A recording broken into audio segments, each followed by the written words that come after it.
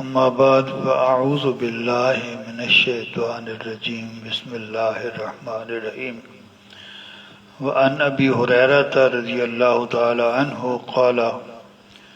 قال رسول الله صلى الله تعالى عليه وسلم من جعل قاضيا بين الناس فقد ذبح بغير سكين رواہ احمد والترمذی وابو داود وابن ماجہ ان اللہ وملائکتہ یصلون علی النبی یا ایہا الذین آمنوا صلوا علیہ وسلموا تسلیما صلاۃ والسلام علیک یا سیدی یا رسول اللہ وعلی آلک واصحابک یا حبیب اللہ الصلاۃ والسلام علیک یا سیدی یا رسول اللہ وعلی آلک واصحابک یا حبیب اللہ۔ حضرت ابو ہریرہ رضی اللہ تعالی عنہ سے مروی ہے، فرماتے ہیں حضور صلی اللہ تعالی وسلم نے ارشاد فرمایا، جس کو قاضی بنا دیا جائے گویا اس کو چھری کے بغیر ذبح کر دیا گیا۔ ہم تو بڑا سمجھتے ہیں وہ بڑے بلند عہدے پہ فائز ہو گیا، لیکن ڈیوٹی بہت مشکل ہے اس کے ایک ایک لمحے پر، کیونکہ تعلق عدل کے ساتھ ہے۔ حضرت علی مرضی رضی اللہ تعالی عنہ فرماتے ہیں اگر کفر ہو، کفر کی موجودگی میں تو حکومتیں قائم رہ سکتی، لیکن عدل نہ ہو، ظلم ہو، ظلم کی موجودگی میں حکومتیں قائم نہیں رہ سکتی۔ اور عدل قائم کرنا ہے قاضی نے، جہاں بھی غلطی ہوگی گویا پورا نظام تباہ ہونے کی ذمہ داری جو ہے وہ قاضی صاحب پر ہوگی۔ امتحان بہت سخت ہے، اس لیے حضور صلی اللہ علیہ وسلم نے مثال دے کر سمجھایا کہ جس کو قاضی بنا دیا جائے، پہلے زمانے کے جو علماء تھے حضرت امام حنیفہ پہ وقت کے حکمرانوں نے بڑا زور لگایا کہ آپ بہت بڑے مجتہد ہیں، آپ قاضی کا عہدہ قبول فرمایا، انہوں نے کی، بڑی سختیاں کی گئی لیکن انہوں نے یہ قبول نہیں کیا۔ تو فرماتے ہیں کہ جس آدمی کو قاضی بنا دیا گیا گویا اس کو چھری کے بغیر ذبح کیا گیا۔ چھری کے ساتھ ذبح کرنا جو ہے وہ، اگر چھری ٹھیک ٹھاک ہو، ہمارے دین کا حکم یہ ہے کہ جب جانور کو ذبح کرو چھری تیز کرو، کہیں ایسا نہ اس کو تکلیف نہ پہنچے۔ تو چھری جو ہے وہ چھری کے بغیر ذبح کرنے کا مطلب ہے کہ اس کو مارا گیا انتہائی تکلیف دے کر۔ تو قاضی بنانے کے بارے میں حضور صلی اللہ علیہ وسلم کا یہ ارشاد گرامی ہے، یہ اس کو سیاست کی اکثر کتابوں نے اس کو اپنے جو ہے وہ روایت کیا ہے۔ وعن انس رضی اللہ تعالی عنہ قال رسول اللہ صلی اللہ تعالی وسلم من ابتغاء القضاء وسال وکل الی نفسه ومن اکرہ علیہ انزل اللہ علیہ ملکا یسددہ رواہ ترمذی و ابو داود و ابن ماجہ۔ یہ حدیث پاک حضرت انس رضی اللہ تعالیٰ عنہ سے مروی ہے، فرماتے ہیں کہ حضور صلی اللہ علیہ وسلم نے ارشاد فرمایا، جس نے قاضی کا عہدہ مانگا، اس کی خواہش کی اور اس کے لیے درخواست کی، تو اگر اس کو وہ عہدہ دے دیا گیا تو معاملہ اس کی ذات پر کی طرف کے سپرد کر دیا جاتا ہے۔ اللہ تعالیٰ جب ہم ایک دعا مانگتے ہیں یا حی یا قیوم برحمتک استغیث لا تکلنی الی نفسی طرفۃ عین، اے حی اے قیوم ہم تیری رحمت سے التجا کرتے ہیں، مجھے ایک لمحے کے لیے بھی میرے نفس کے سپرد نہ کر۔ جب انسان اپنے نفس کے سپرد کا ہو جاتا ہے تو ادھر سے جو اللہ تعالیٰ کی رحمت آتی ہے وہ سلسلہ بند ہو جاتا ہے، وہ بند ہو جائے تو انسان کے لیے گزارا بڑا مشکل ہو جاتا ہے۔ تو فرمایا جو آدمی مانگ کر قاضی کا عہدہ لیتا ہے، اس کو اس کے نفس کے سپرد کر دیا جاتا ہے۔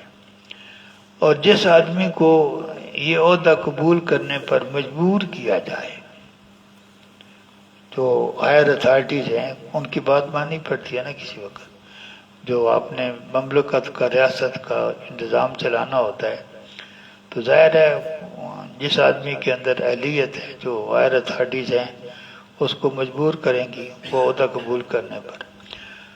جس طرح حضور صلی اللہ علیہ وسلم نے حضرت معاذ بن جبل کو یمن کا قاضی بنایا، حضرت علی مرضا کو بھی بنایا، تو وہ آگے حدیثیں آ رہی ہیں۔ تو جس آدمی کو یہ عہدہ قبول کرنے پر مجبور کیا گیا تو اللہ تبارک و تعالیٰ اس کی مدد کے لیے فرشتہ نازل فرما، اس کی مدد کے لیے، کیونکہ اس کی خواہش نہیں تھی، یہ ذمہ داری اس کو زبردستی دی گئی ہے، تو اللہ تبارک و تعالیٰ اس کی مدد کے لیے ایک فرشتہ بھیجتا ہے جو اس کو صراط مستقیم پر رکھتا ہے، یعنی غلط فیصلہ نہیں کرنے دیتا۔ جس قاضی کے ساتھ اللہ تعالیٰ کا فرشتہ لگا ہوا ہو، اس کے لیے آسانیاں پیدا ہوتی ہیں، وہ نفس کے وسوسے سے بھی بچتا ہے، شیطان کے وسوسے سے بھی بچتا ہے، تو اللہ تعالیٰ اس کو سیدھے راستے پر رکھتا ہے۔ اس حدیث پاک امام ترمذی، ابو داؤد اور ابن ماجہ نے روایت کی۔ وعن بریدہ رضی اللہ تعالی عنہ قال قال رسول اللہ صلی اللہ علیہ وسلم القضاة ثلاثة واحد فی الجنہ و اثنان فی النار فاما الذی فی الجنة فرجل عرف الحق فقضى به ورجل عرف الحق فجار فی الحکم فهو فی النار ورجل قضى للناس على جهل فهو في النار رواہ ابو داؤد و ابن ماجہ۔ یہ حضرت بریدہ رضی اللہ تعالی عنہ سے مروی ہے، فرماتے ہیں کہ حضور صلی اللہ علیہ وسلم نے ارشاد فرمایا، قاضی جج کو کہتے ہیں۔ جج تین قسم کے ہوتے ہیں، ایک قسم کے جج جنت میں، دو قسم کے جج دوزخ میں۔ جنت میں کون سا جج جائے گا؟ وہ قاضی جس کے سامنے جو مقدمہ پیش ہوا اس کی تہہ تک پہنچ گیا۔ اس کے لیے علم درکار ہوتا ہے نا، قانون کا علم بھی ہو، حالات کی۔ تو جس آدمی نے حق کو پہچان لیا اور اس کے مطابق فیصلہ کیا تو وہ تو جنت میں جائے گا۔ اور ایک وہ جو معاملے کی تہہ تک تو پہنچ گیا، لیکن آ جاتی ہیں نا ادھر سے کہ یہ 10 کروڑ روپیہ لے لو، میرے حق میں فیصلہ کرو، کوئی اوپر سے پریشر آ جاتا، یہ سمجھنے کے باوجود کہ حق اس کا بنتا ہے، حق دوسرے کو دے دیا تو اس نے دوزخ میں جانا ہے نا۔ تو یہ بڑا مشکل ہوتا ہے، اس قسم کے عہدے پر جو آدمی بیٹھا ہوتا ہے اس کو ہمارے زمانے میں تو ہر طرف سے پریشر آتا ہے، گھر سے بیویوں کی طرف سے پریشر آتا ہے، اپنے اہل خاندان کی طرف سے پریشر آتا ہے، حکومت کی طرف سے پریشر آتا ہے، سیاسی پارٹیوں کی طرف سے پریشر آتا ہے، فوج کی طرف سے پریشر آتا ہے۔ کیسے آدمی سیدھے راستے پر چل کر فیصلہ کرے؟ تو ایسا آدمی جس کو کیس کی نوعیت کی تو سمجھ آ گئی، پتہ چل گیا کہ حق اس کا بنتا ہے، لیکن کسی پریشر میں آ کر فیصلہ الٹا کر دیا تو اس نے دوزخ میں جانا ہے۔ اور ایک آدمی وہ ہے جو جہالت کی بنیاد پر فیصلے کرتا ہے، اس کو جو ہے اس کو کیس کی سمجھ ہی کوئی نہیں آئی اور اس نے ویسے ہی فیصلہ کر دیا۔ ایسے لوگ بھی ہوتے ہیں جو محنت نہیں کرتے، ان کو سمجھ کوئی نہیں آتی، تو وہ بھی دوزخ میں جائے گا۔ اس حدیث پاک کو امام ابو داؤد اور ابن ماجہ نے روایت کیا۔ وعن ابی ہریرہ رضی اللہ تعالی عنہ قال قال رسول اللہ صلی اللہ علیہ وسلم من طلب قضاء المسلمین حتی ینالہ ثم غلب عدلہ جورہ فلہ الجنہ ومن غلب جورہ عدلہ فلہ النار رواہ ابو داؤد۔ حضرت ابو ہریرہ رضی اللہ تعالی عنہ سے مروی ہے، فرماتے ہیں کہ جو آدمی خواہش کرتا ہے کہ اس کو مسلمانوں کا جج بنا دیا جائے، فیصلہ کرنے والا بنا لیا جائے، اور اس کو یہ عہدہ مل جائے تو اب اگر اس کا عدل جو ہے ظلم پر غالب آیا، یہ جنگ تو ہوتی ہے، تو اگر عدل نے جو ظلم کو دبا لیا، فیصلہ اس نے صحیح کر لیا، وہ تو جنت میں جائے گا۔ لیکن اگر اس کا ظلم جو ہے وہ عدل پر غالب آ گیا، فیصلے غلط ہو گئے، حق کسی اور کا تھا کہ کسی اور کو دے دیا، تو وہ دوزخ میں جائے گا۔ وآخر دعوانا ان الحمد للہ رب العالمین۔ اس حدیث پاک امام ابو داؤد نے روایت فرمایا۔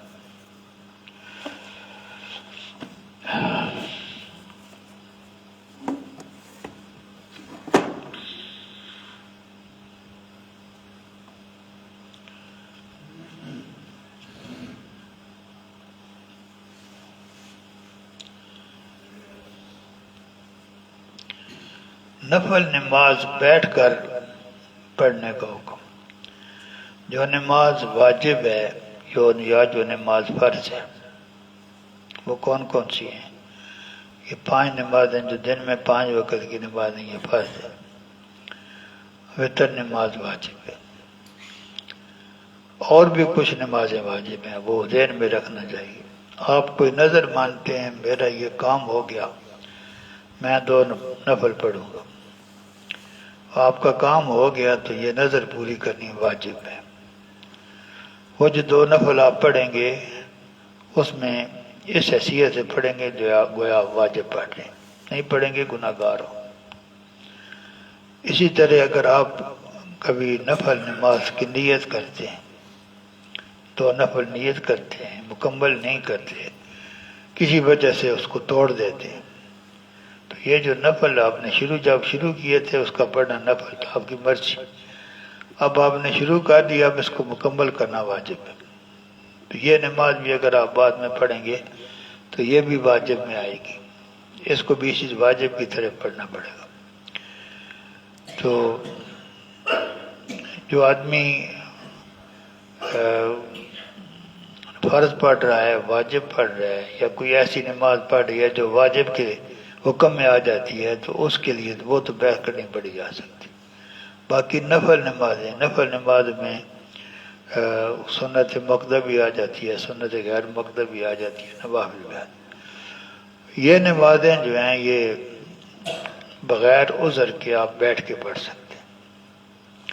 فرض اور واجب نمازوں کے لیے قیام فرض ہے، وہ بلا عذر آپ بیٹھ کر نہیں پڑھ سکتے۔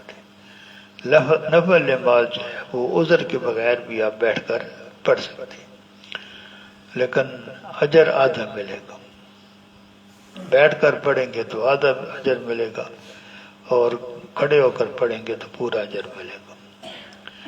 کوئی آدمی جو ہے وہ معذور ہے، کھڑا ہو نہیں سکتا، تو عذر کی وجہ سے بیٹھ کر نفل نماز پڑھتا ہے، اس کو پورا اجر ملے گا۔ جو بلا عذر بیٹھ کر پڑھے گا اس کو آدھا اجر ملے گا، جو عذر کی وجہ سے بیٹھ کر نوافل پڑھتا ہے اس کو پورا اجر ملے گا۔ یہ وہ اجر ہے جو ہم اکثر ضائع کر دیتے ہیں، نفل عموماً بیٹھ کر پڑھنے کا ایک رواج ہو گیا۔ بیٹھنا ایسے ہے جیسے تشہد میں بیٹھا جاتا ہے۔ تشہد بیٹھنے میں کیا ہے کہ اپنا بایاں پاؤں بچھا دو، اس کے اوپر بیٹھو اور دایاں پاؤں کھڑا کرو، یہ ہے تشہد میں بیٹھنے کا طریقہ۔ جب آپ کوئی نماز بیٹھ کر پڑھتے ہیں تو اس طریقے سے بیٹھنا جو ہے یہ مستحب ہے۔ جو حالت تشہد میں جس انداز سے آپ قاعدہ کرتے ہیں ایسے ہی قاعدہ جو ہے وہ نفل نماز کے لیے کیا جائے گا۔ اگر کسی آدمی نے بیٹھ کر کھڑے ہو کر نماز نفل شروع کی، نماز نفل شروع کی، درمیان میں کمزوری محسوس کی، تو اس کو پہلی رکعت میں کھڑا تھا، دوسری رکعت میں بیٹھ گیا، یا پہلی رکعت کے نصف میں ہی بیٹھ گیا، تو ایسا کرنے کی اجازت ہے۔ کھڑے ہو کر آپ نے شروع کی تو کچھ حالت میں عذر کے ساتھ یا بغیر عذر دونوں صورتوں میں اگر آپ نے ایسا کیا تو نماز آپ کی ٹھیک ہو جائے گی۔ آگے ہے تنفل والا دابا، نفلی نماز جو ہے وہ اس کو سواری پر بھی پڑھا جا سکتا ہے، گھوڑے وغیرہ پر، اونٹ وغیرہ پر بھی۔ جب اس صورت میں آپ نفلی نماز جو ہے وہ کسی سواری پر پڑھ رہے ہیں، یہ آبادی کے اندر آپ نہیں کر سکتے، آبادی کے باہر، شہر سے باہر نکل کر جب آپ سفر کر رہے ہیں، وہاں سواری پہ سوار ہیں، تو آپ نفل نماز جو ہے وہ سواری پر پڑھ سکتے ہیں۔